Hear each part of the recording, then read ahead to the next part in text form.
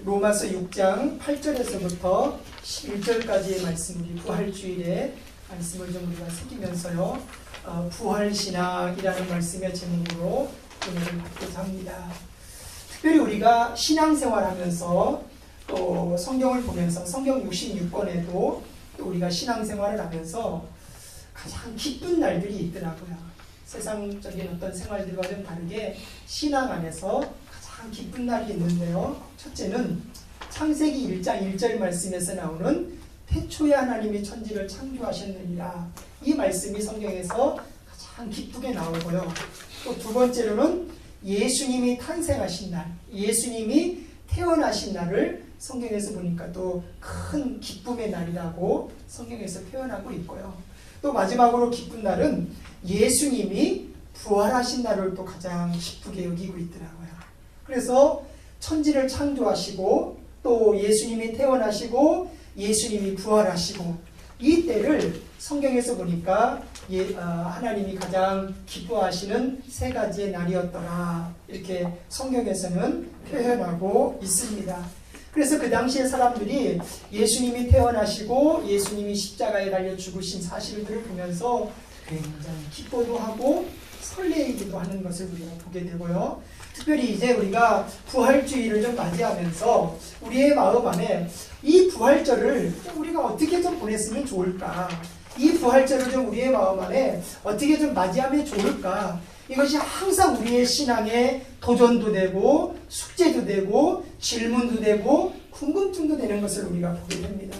특별히 우리가 나는 예수님을 믿습니다. 나는 예수 그리스도를 나의 구주로 믿습니다. 그런데 아니 예수님이 십자가에 달려 죽으셨습니다.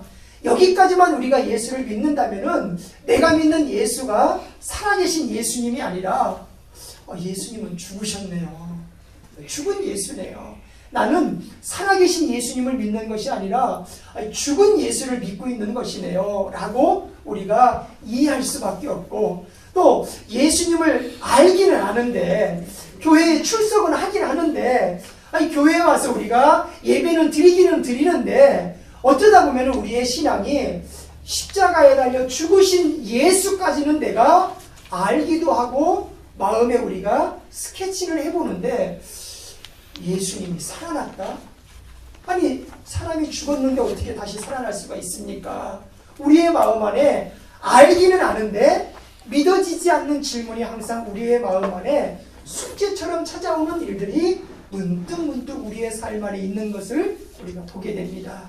그래서 우리가 알고 있는 것, 예수님에 대해서 내가 알고 있습니다. 또 예수님에 대해서 내가 믿고 있습니다. 우리가 알고 있는 것과 믿는 것의 중간에서 오늘 한번 우리가 부활의 신앙이라는 말씀의 제목으로 저도 은혜를 받고 주의 성도들도 은혜를 받는 귀한 시간이 되시기를 예수님의 이름으로 축원합니다. 아멘. 그렇다면 우리가 이 부활하신 예수를 어떻게 알 수 있을까? 어떻게 우리가 알기도 하고 믿을 수도 있을까? 그래서 과거에 있었던 부활, 또 현재의 부활, 미래의 부활, 이 세 가지를 좀 제목을 나누어서 말씀을 좀 우리가 보려고 합니다. 그래서 과거에서의 부활을 우리가 뭐라고 이해하시면 좋냐면은 역사적인 부활이다, 이렇게 우리가 보면 되겠더라고요. 그래서 요한복음 11장 25절 말씀에 나오는 말씀이 예수께서 이르시되 나는 부활이요 생명이니 나를 믿는 자는 죽어도 살겠고 라고 말씀을 해주십니다. 오늘날 나는 예수를 믿습니다. 또한 오늘날 나는 예수를 믿지 않습니다. 이 차이의 이야기들이 항상 이 부활에 대한 역사적인 부활에 대한 이야기가 항상 믿기도 하고 믿지 못하기도 하고 하는 두 갈래의 길에 항상 우리가 서 있더라고요. 나는 예수를 믿습니다. 그러면은 그 예수를 어떤 예수를 믿습니까? 역사적인 부활을 내가 믿습니다.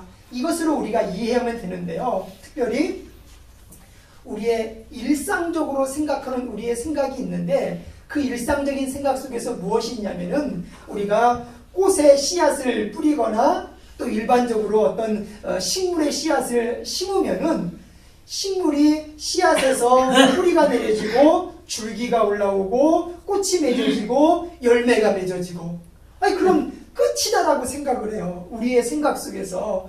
아니 씨앗이 떨어져서 뿌리가 내리고 줄기가 올라오고 또 꽃이 피고 열매를 맺고, 아니 그렇게 하면은 이 씨앗의 이 일이 다 맞춰지는 것이지 그 씨앗이 더 어떻게 어떤 일을 할 수 있겠습니까? 라는 우리의 일상적인 상식이 부활에 대해서 부활하신 예수 그리스도를 믿는 데 있어서 조금은 걸림돌이 되더라고요.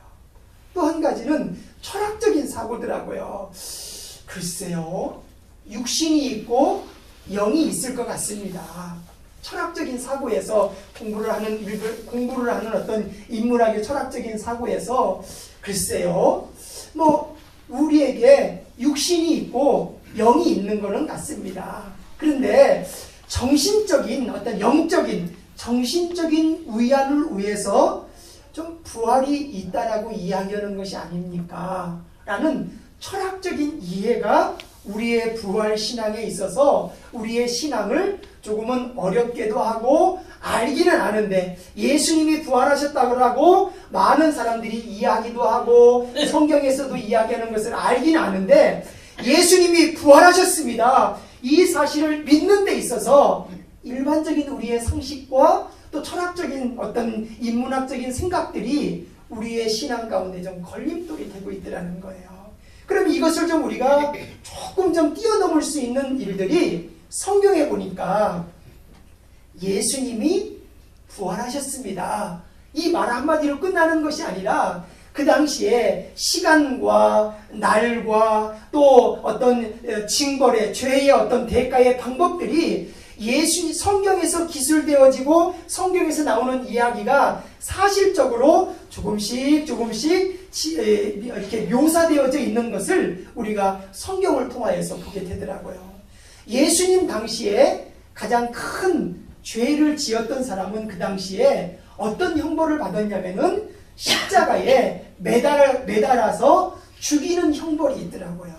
가장 나라에 해가 되는 중죄인을 죽이는 방법이 십자가에 매달아서 죽이는 형벌이 있는데, 그 예수님이 십자가에 매달려서 죽으셨더라고요. 무조건 십자가에 매달아서 예수님을 죽인 것이 아니라 재판을 거치더라고요.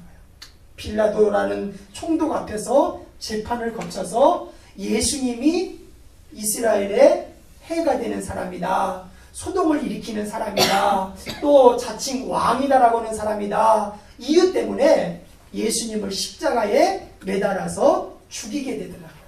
또 예수님이 십자가에 달려서 죽으신 다음에는 사실적인 묘사가 아리마대 요셉이라는 사람이 빌라도에게 더 청을 해서 이 예수라는 사람을 내가 장례를 좀 치러줘야 되겠는데 시신이라도 나에게 좀 주면 안 되겠습니까? 그래서 자기가 이 아리마대 요셉이 묻혀야 되는 그 묘를 준비했던 묘에다가 예수님의 시신을 모셔다가 그 안에 장례를 치르는 것을 우리가 성경에서 보게 되고요. 또 혹시라도 예수님의 시신을 다른 사람들이 훔쳐갈까봐 돌로 꼭꼭 막아놓고 24시간 로마의 군인들이 그 시신 앞에서, 그 묘 앞에서 지키고 있었던 것을 우리가 성경을 통해서 발견합니다. 그런데 그 예수님이 부활하셨다는 거예요.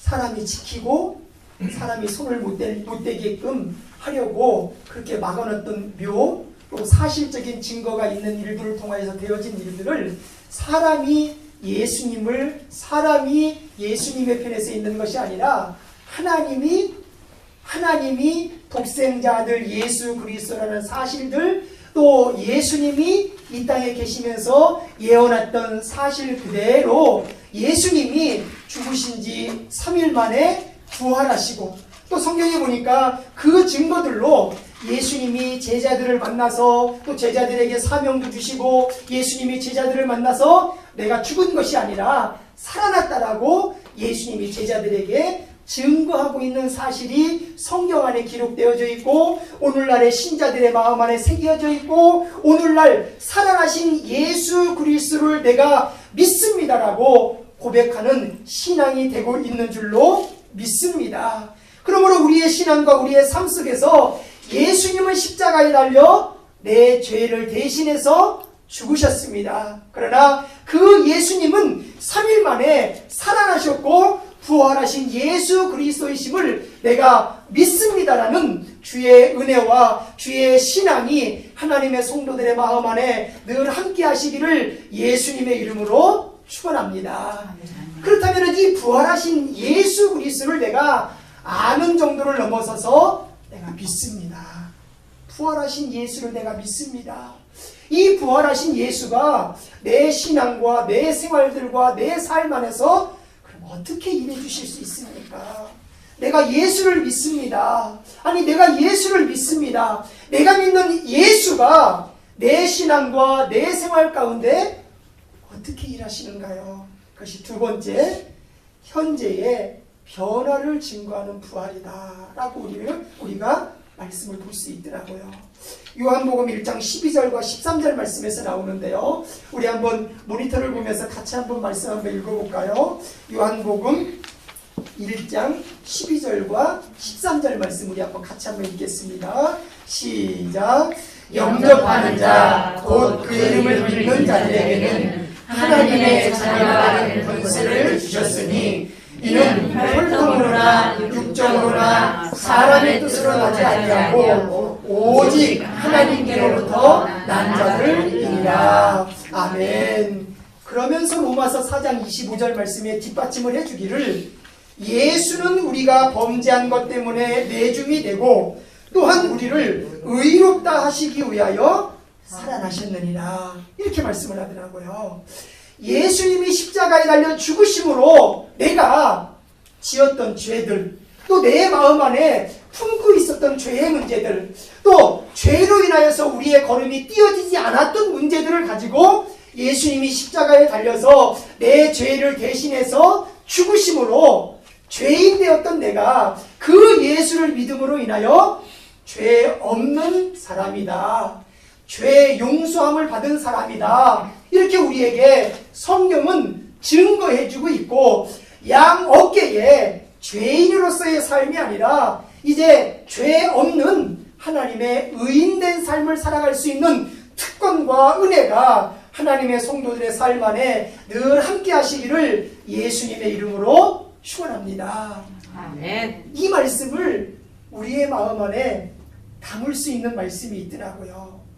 내 죄나 내 불신앙이나 내 문제를 예수님이 다 해결해 주셨다고요?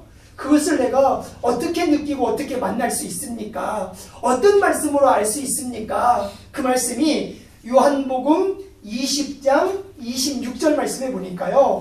나오는 단어가 평강이 있을지어다 이 말씀이 있더라고요.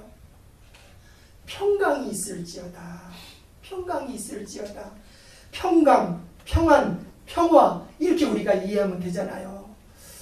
하루 24시간을 살아가면서 우리의 마음 안에 평안할 날이 많으면 좋겠는데 평안할 날이 좀 적은 것 같아요.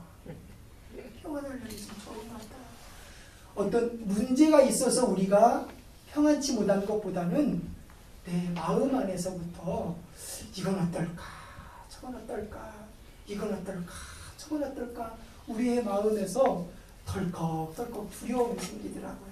이 성경에 보면은 예수님의 제자들도 예수님을 열심히 따라다니다가 예수님이 십자가에 달려 딱 죽으시는 순간 예수님의 제자들이 전부 다 자기 고향 앞으로 다 돌아갔어요. 예수님이 죽으셨구나. 예수님이 하나님의 아들이 아니었나 보구나. 예수님을 우리가 3년 동안 따라다녔는데 헛고생했네비구나. 그러면서 제자들이 전부 다 자기 고향으로 돌아가 버렸어요. 예수님을 따르던 사람들도 예수님을 따르던 제자들도 아무도 없어요.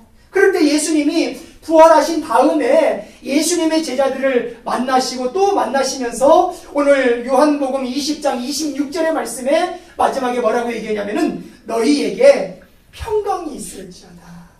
예수님이 우리에게 숙제처럼 주시는 것이 아니라 마음 안에 선물처럼 우리의 마음 안에 주시더라고요.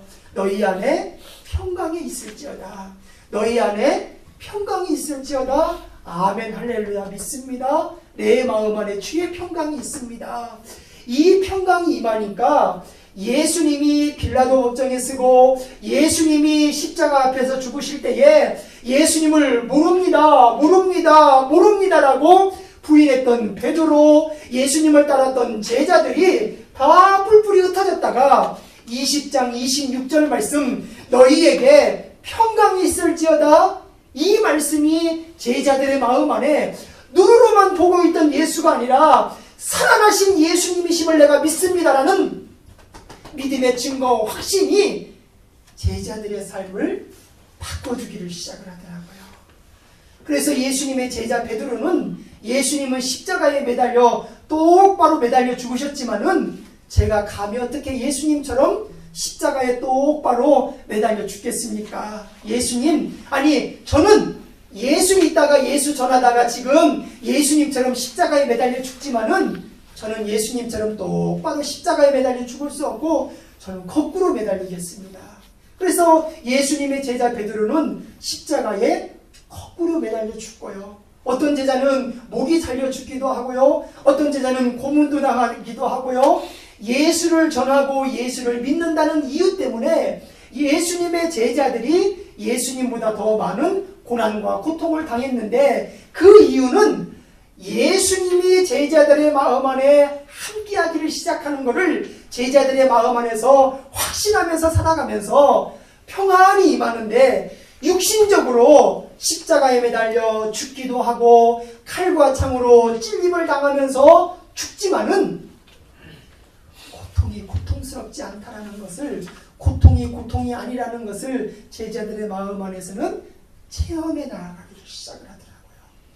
주의 성도들의 마음 속에서도 예수 그리스도를 믿는 하나님의 은혜가, 하나님 내 안에 있는 문제가 기도의 제목은 될지언정 어려움은 아닙니다. 어려움은 아닙니다. 험한 골짜기를 가고 있지만은 이게 내가 못 헤어나올 수 있는 험한 골짜기가 아니라 이 골짜기 속에서 나는 헤쳐나올 수 있는 하나님의 은혜와 세임이 내 마음 안에 항상 있습니다. 이 소망과 은혜가 주의 성도들의 마음 안에 항상 함께함으로 인하여 부활의 소망과 부활의 능력이 주의 성도들의 마음 안에 늘 함께하시기를 예수님의 이름으로 축원합니다. 그렇다면 이 부활이 마지막으로 우리에게 미래의 부활은 우리에게 어떻게 다가올 수 있느냐는 거예요. 미래의 부활은 영광스러운 소망의 부활로 우리에게 찾아오게 되는 줄로 믿습니다. 우리가 데살로니가전서 4장 16절과 17절 말씀에서 보니까 마지막에서는 이런 말씀을 해주셔요. 우리가 항상 주와 함께 있으리라. 내가 예수 그리스도를 나의 구주로 영접하고 있습니다. 내가 예수 그리스도를 나의 구주로 믿고 있습니다. 내가 예수 그리스도를 믿습니다. 그러면은 이 땅에서만 예수 믿는 것으로 우리가 끝나는 것이 아니라 예수 그리스도를 믿음으로 인하여 우리의 육신은 땅속에서 장사 지낸 바 장례를 치르지만은 우리의 영은 하나님의 나라의 천국에 들어가서 하나님과 함께 영원한 하나님의 나라에 거하며 누릴 수 있는 특권과 은혜가 하나님의 성도들의 삶 안에 늘 함께 하시는 줄로 믿습니다. 그래서 데살로니가전서 4장 16절에서 17절의 마지막에 우리가 항상 주와 함께 있으리라 이렇게 말씀을 하더라고요. 그러면서 고린도전서 15장 20절 말씀해 보니까 그러나 이제 그리스도께서 죽은 자 가운데서 다시 살아나사 잠자는 자들의 첫 열매가 되셨느니라. 우리의 육신이 땅속에 장례를 치르고 우리의 영이 하나님 나라에 들어가지만은 예수님께서 이 땅에 재림주로 오실 때에 우리의 육신이 다시 이 땅에 오신 예수님과 함께 우리의 육신도 부활한다라는 말씀이 고린도전서 15장 20절 말씀에 잠자는 자들의 첫 열매가 되셨느니라 이렇게 성경에서는 우리에게 표현하고 있더라고요. 우리가 이 땅을 온전히 살다가 우리의 육신이 80이든 90이든 100이든 생명이 다 하면은 우리가 하나님 나라의 소망을 두고 살아갈 수밖에 없더라고요. 하나님, 저는 오래 살아갈 수 있습니다. 이 땅에서 우리는 생명이 끝나지 않습니다.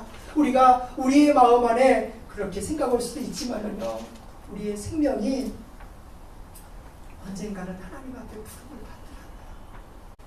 우리의 마음 속에서도 이 땅의 삶 속에서 우리가 발을 땅에 붙이고 살기 때문에 물질의 문제, 건강의 문제, 어떤 우리의 이익의 문제, 우리가 살아가야 되는 의식주의 문제에서 완전히 떠날 수가 없더라고요. 그런데 우리의 발을 땅에 짚고 살아가지만은 우리의 머리는 하늘에 하나님을 향해 있더라고요. 하나님, 내가 땅의 사람으로 땅에 살아가지만은 내 신앙과 내 영과 내 삶은 하늘에 하나님을 향하여 있습니다. 하나님, 주의 손으로 내 인생과 삶을 꼭 붙잡아 주시면서 나를 위하여서 십자가에 달려 죽으신 예수 그리스도를 믿음으로 말미암아 구원 얻어 소망 중에 거할 수 있는 부활의 신앙이 알고만 있는 내 삶이 아니라 믿고 있는 믿으며 나아가는 하나님의 나라에 대한 소망이 내 삶 안에 항상 함께 있습니다라는 은혜와 소망이 하나님의 성도들의 마음 안에 늘 함께 하시기를